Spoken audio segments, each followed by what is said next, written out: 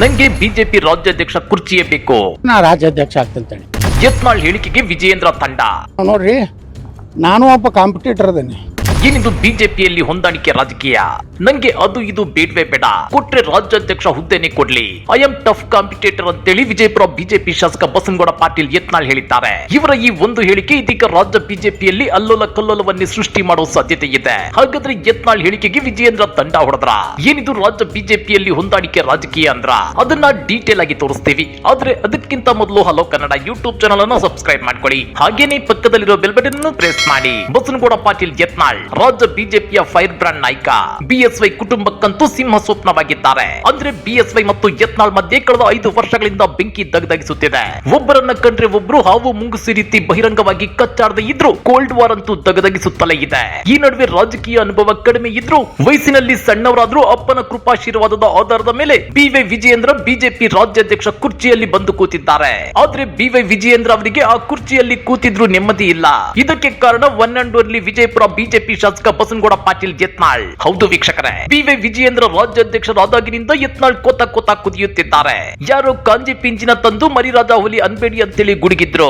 ಜೊತೆಗೆ ಬಿಎಸ್ವೈ ಮತ್ತು ಬಿವೈ ವಿಜಯೇಂದ್ರ ಅವರು ಅಕ್ರಮ ಹಣ ಸಂಪಾದನೆ ಮಾಡಿದ್ದಾರೆ. ಕೋವಿಡ್ ಟೈಮ್ ಅಲ್ಲಿ ಬಿಎಸ್ವೈ ಈ ರಾಜ್ಯದ ಸಿಎಂ ಆಗಿದ್ರು.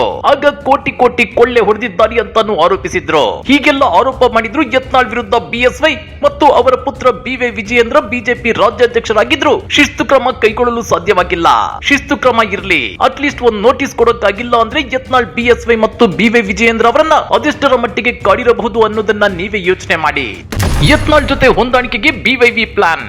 ನನಗೆ ರಾಜ್ಯಾಧ್ಯಕ್ಷ ಕುರ್ಚಿಯೇ ಬೇಕು ಅಂತ ಯತ್ನಾಳ್. ಹೌದು ವೀಕ್ಷಕರೇ, ಬಿವೈ ವಿಜಯೇಂದ್ರ ಅವರಿಗೆ ಸ್ವಪಕ್ಷದಲ್ಲಿ ಕಂಟಕವಾಗಿ ಕಾಡ್ತಾ ಇರೋ ಯತ್ನಾಳ್ ಅವರನ್ನ ವಿಶ್ವಾಸಕ್ಕೆ ಪಡೆಯೋಕೆ ವಿಜಯೇಂದ್ರ ಸಾಕಷ್ಟು ಸಲ ಯತ್ನಿಸಿದ್ರು. ಆದ್ರೂ ಯತ್ನಾಳ್ ಮಾತ್ರ ಅದಕ್ಕೆ ಸ್ಪಂದಿಸುತ್ತಿಲ್ಲ. ಹೀಗಾಗಿ ಕೊನೆಗೆ ಹೊಂದಾಣಿಕೆ ಮಾಡಿಕೊಳ್ಳಲು ಮುಂದಾಗಿದ್ದಾರಂತೆ. ಈ ಬಗ್ಗೆ ಇವತ್ತು ರಿಯಾಕ್ಟ್ ಮಾಡಿರೋ ಯತ್ನಾಳ್, ಬಿವೈ ವಿಜಯೇಂದ್ರ ಮತ್ತು ತಮ್ಮ ಮಧ್ಯೆ ಹೊಂದಾಣಿಕೆ ಮಾಡಿಸಲು ಪ್ರಯತ್ನಗಳು ನಡೆಯುತ್ತಿವೆ. ಆದ್ರೆ ನಾನು ಬಿಜೆಪಿ ರಾಜ್ಯಾಧ್ಯಕ್ಷನಾಗುವುದಾಗಿ ಹೇಳಿದ್ದೇನೆ ಅಂತ ಹೇಳಿದ್ದಾರೆ. ಇತ್ತೀಚೆಗೆ ಬಿಜೆಪಿ ಶಾಸಕ ಎನ್ ರವಿಕುಮಾರ್ ಮತ್ತಿತರರು ವಿಜಯಪುರದಲ್ಲಿ ಶಾಸಕ ಯತ್ನಾಳ್ ಅವರನ್ನ ಭೇಟಿಯಾಗಿದ್ರು. ಆ ಸಂದರ್ಭದಲ್ಲಿ ಬಿವೈ ವಿಜಯೇಂದ್ರ ಮತ್ತು ಯತ್ನಾಳ್ ಮಧ್ಯೆ ಹೊಂದಾಣಿಕೆ ಮಾಡಿಸುವ ಕುರಿತು ಮಾತುಕತೆಗಳು ನಡೆದಿವೆ ಎಂಬ ಮಾತುಗಳು ಕೇಳಿ ಬಂದಿದ್ವು.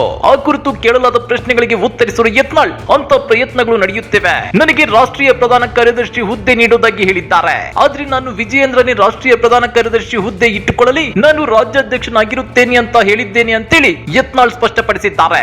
ನಡೀತಾ ಇದ್ದಾವೆ. ನಾಯಿನ ನೋಡ್ರಿ, ನಾನು ಒಬ್ಬ ಕಾಂಪಿಟೇಟರ್ ಅದೇನೆ. ಏನಂತೇಳಿ ಅವರು ನನ್ನ ಜೋಡ ಷರತ್ತು ಹಾಕ್ತಾರೆ.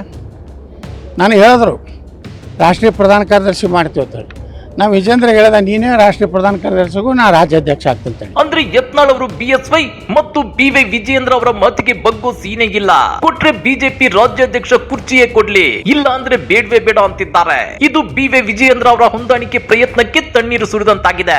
ಜೊತೆಗೆ ಯತ್ನಾಳ್ ಅವರನ್ನ ಎದುರು ಹಾಕಿಕೊಂಡು ಮುಂದೆ ಅದೇಗೆ ರಾಜಕೀಯ ಮಾಡೋದು ಅನ್ನೋ ಚಿಂತೆಯು ಬಿವೈ ವಿಜಯೇಂದ್ರ ಅವರನ್ನ ಬಲವಾಗಿ ಕಾಡ್ತಿದೆ.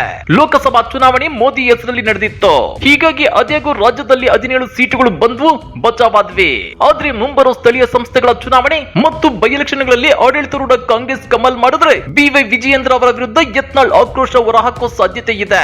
ಜೊತೆಗೆ ರಾಜ್ಯ ಬಿಜೆಪಿ ಸೋಲಿಗೆ ವಿಜಯೇಂದ್ರ ಅವರೇ ನೇರ ಕಾರಣ ಅಂತ ಬಿಂಬಿಸಿ ರಾಜ್ಯಾಧ್ಯಕ್ಷ ಹುದ್ದೆಯಿಂದ ಕೆಳಗಿಳಿಸೋ ಭೀತಿ ವಿಜಯೇಂದ್ರ ಅವರನ್ನ ಇನ್ನಿಲ್ಲದಂತೆ ಕಾಡ್ತಾ ಇದೆ ಎನ್ನಲಾಗ್ತಿದೆ. ಹಾಗಾದ್ರೆ ಯತ್ನಾಳ್ ಹೇಳಿದಂತೆ ವಿಜಯೇಂದ್ರ ತಮ್ಮ ರಾಜ್ಯಾಧ್ಯಕ್ಷ ಕುರ್ಚಿಯನ್ನ ಯತ್ನಾಳ್ಗೆ ಬಿಟ್ಕೊಡ್ತಾರಾ, ಇಲ್ಲ ಸ್ವಪಕ್ಷದ ಯತ್ನಾಳ್ ಆಗಿಂದಾಗೆ ಎಸೆಯೋ ಬಾಣ ಬಿರುಸುಗಳಿಗೆ ತಕ್ಕ ತಿರುಗೇಟನ್ನ ಕೊಡ್ತಾರಾ?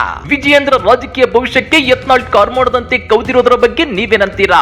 ಕಮೆಂಟ್ ಮಾಡಿ, ವಿಡಿಯೋ ಲೈಕ್ ಮಾಡಿ, ಶೇರ್ ಮಾಡಿ. ಇಂಥ ಮತ್ತಷ್ಟು ರೋಚಕ ರಾಜಕೀಯ ಸುದ್ದಿಗಳನ್ನ ಮಿಸ್ ಮಾಡದೆ ನೋಡ್ಬೇಕು ಅಂದ್ರೆ ಹಲೋ ಕನ್ನಡ ಯೂಟ್ಯೂಬ್ ಚಾನಲ್ ಅನ್ನ ಸಬ್ಸ್ಕ್ರೈಬ್ ಮಾಡ್ಕೊಳ್ಳಿ.